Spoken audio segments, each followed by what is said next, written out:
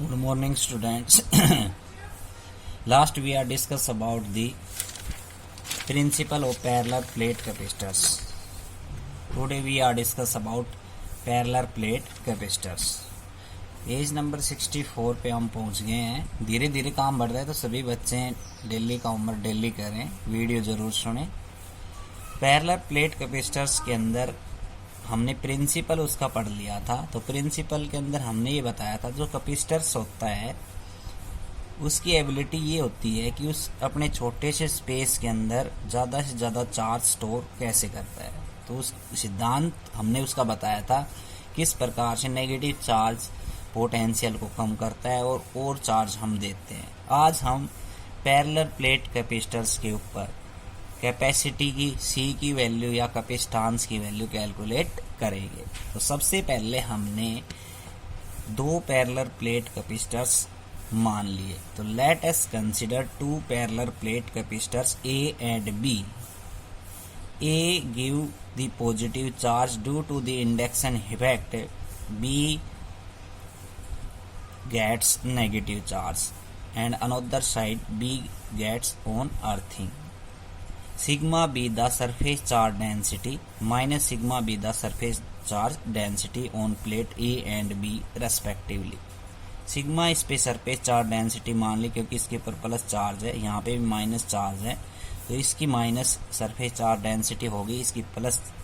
ये दोनों parallel plates D distance के ऊपर है, means they are separated some distance d.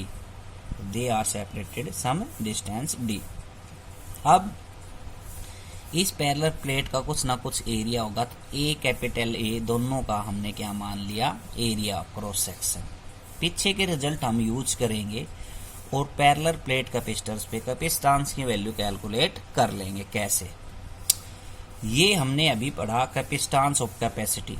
Capacitance की कैपेसिटी का formula C equal to Q upon V पीछे पढ़ लिया हमने।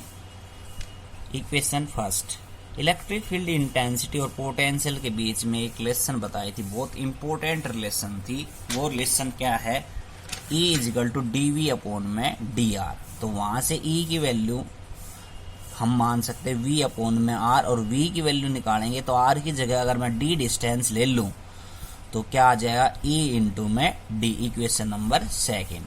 अब देखो यहाँ से electric field in between the plates, तो इलेक्ट्रिक फील्ड की वैल्यू कितनी होती है प्लेट्स के बीच के अंदर।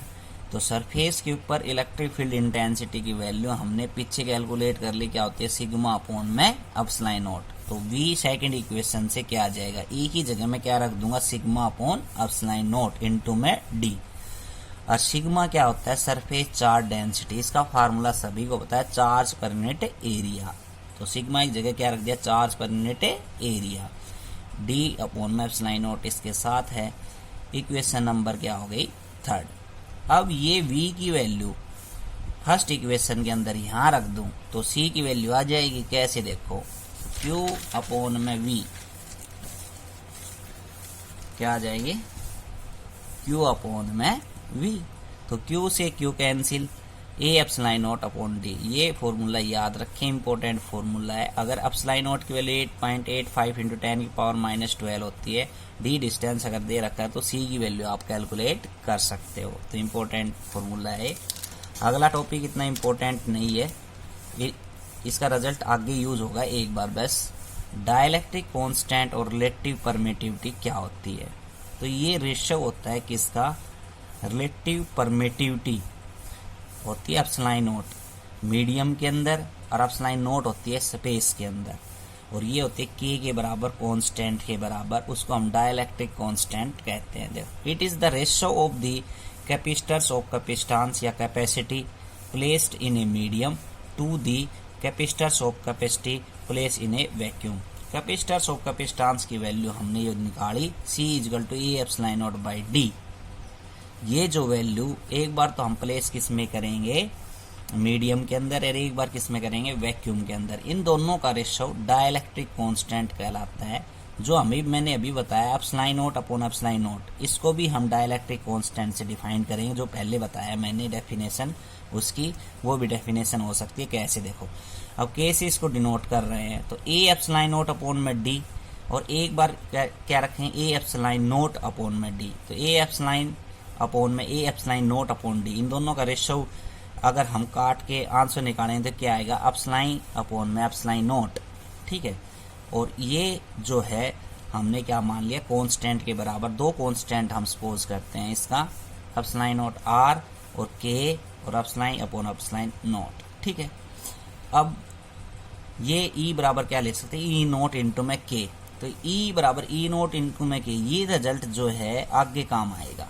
तो इन दोनों का रेशो डाइलेक्ट्रिक कांस्टेंट कहलाता है। ये दो कांस्टेंट से रिप्रेजेंट की जाती है फिजिक्स के अंदर। इसको भी मैं लिख सकता हूँ, इसको भी हम डिफाइन कर सकते हैं कैसे, तो dielectric constant K is equal to the ratio of the relative permittivity in a medium to the relative permittivity in a free space is called dielectric constant. ठीक है, अब जो मैट्रिक क्लास में आपको पढ़ रखे थे कॉम्बिनेशन ऑफ द रजिस्टर्स, तो यहाँ पे आ गए combination of the capacitors. Combination of resistors और कॉम्बिनेशन ऑफ कैपेसिटर दोनों एक दूसरे आपस में अपोजिट टर्म्स हैं, उनके रिजल्ट्स अपोजिट हैं। कॉम्बिनेशन ऑफ कैपेसिटर्स का मतलब ये होता है कि दो या दो से अधिक कैपेसिटर्स आपस में ज्वाइन रहते हैं एक जगह, उसको हम क्या कहते हैं, कॉम्बिनेशन। जैसे कि इस प्रकार से जो कैपेसिटर्स हैं वो जुड़ सकते हैं, मैट्रिक क्लास में रजिस्टर जुड़ते हैं, ऐसे कॉम्बिनेशन के अंदर जुड़ सकते हैं। वो उनकी शेप स्फेरिकल हो सकती है, पैरेलल प्लेट की तरह हो सकती है। दो प्रकार के कॉम्बिनेशन है, सीरीज कॉम्बिनेशन और पैरेलल कॉम्बिनेशन। आज हम सीरीज कॉम्बिनेशन पढ़ते हैं। तो देयर आर टू और more capacitors of capacity are combined from one point to another point via same path. इसका मतलब ये है कि अगर दो या दो से अधिक कैपेसिटर्स एक पॉइंट से दूसरे पॉइंट के साथ कनेक्ट है एक ही रास्ते से, उस कॉम्बिनेशन को सीरीज कॉम्बिनेशन कहते हैं, या हम कह सकते हैं पॉइंट टू पॉइंट। कैसे, अगर हम तीन कैपेसिटर्स मान ले C1, C2, C3, तीनों कैपेसिटर्स पैरेलल प्लेट कैपेसिटर्स, एक पे पॉजिटिव चार्ज है इंडक्शन इफेक्ट की वजह से नेगेटिव चार्ज, फिर पे दूसरा इसके नेगेटिव पॉइंट से अगले पॉजिटिव पॉइंट के साथ कनेक्ट है, फिर इसका नेगेटिव पॉइंट इसके पॉजिटिव के साथ, मतलब पॉइंट टू पॉइंट ये क्या है, कनेक्ट है। और इनके अक्रॉस पोटेंशियल की वैल्यू V1, V2, V3, मतलब C1 के अक्रॉस V1 वैल्यू है पोटेंशियल की, और C2 के अक्रॉस V2 मान ली, C3 के अक्रॉस V3 पोटेंशियल की वैल्यू मान ली। अब रजिस्टर्स के अंदर हम करंट देते हैं, यहाँ पे क्या देंगे, चार्ज। तो चार्ज देंगे, ठीक है, तो चार्ज देंगे, उसके बाद क्या होगा देखो। अब ये सारी चीज हमने मान ली, अब पोटेंशियल निकालेंगे। जो चीज डिफरेंट होती है वो चीज निकालते हैं हम। ठीक, तो चार्ज की वैल्यू तो सेम है, और क्यों यहाँ पे वापस आ रहा है, तो पोटेंशियल की वैल्यू अलग अलग है। C1, C2, C3 क्या है, कैपेसिटर्स हैं, वो ज्वाइन है पैरेलल प्लेट के अंदर, एक पॉइंट से दूसरे पॉइंट के अंदर, सीरीज कॉम्बिनेशन के अंदर।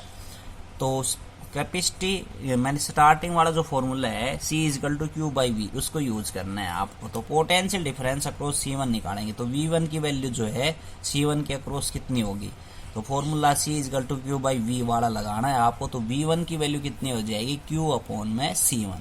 कई बच्चे ये भूल जाएंगे, इसका ध्यान रखना। V1 की वैल्यू निकालने Q/C1, इक्वेशन फर्स्ट हो गई।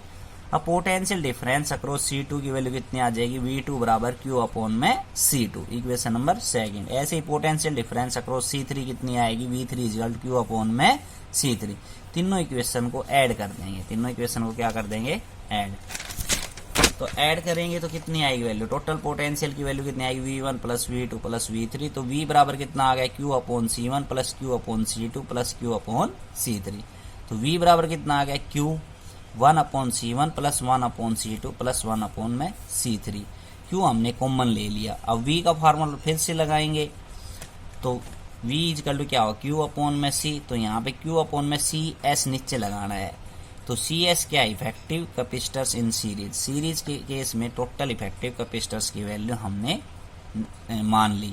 तो Q से Q कैंसिल, 1/CS कितना आ जाएगा, 1/C1 plus 1/C2 plus 1/C3। देखो रजिस्टर्स के केस में मैट्रिक क्लास में आपने सीरीज में क्या वैल्यू पढ़ी थी, R=R1 plus R2 plus R3। यहाँ पे कैपेसिटर्स के केस में ये कितने आएगी, 1/C1 plus 1/C2 plus 1/C3। इसके अगर स्टेटमेंट के अंदर हम लिखना चाहे तो हम ये कह सकते हैं, it is the reciprocal of total effective capacitors in series is equal to the reciprocal of the sum of individual capacitors they are connected in series combinations. ठीक है, और कल हम पढ़ेंगे पैरेलल कॉम्बिनेशंस। ठीक है, तो पैरेलल के अंदर उल्टा केस आएगा इसका। Thank you.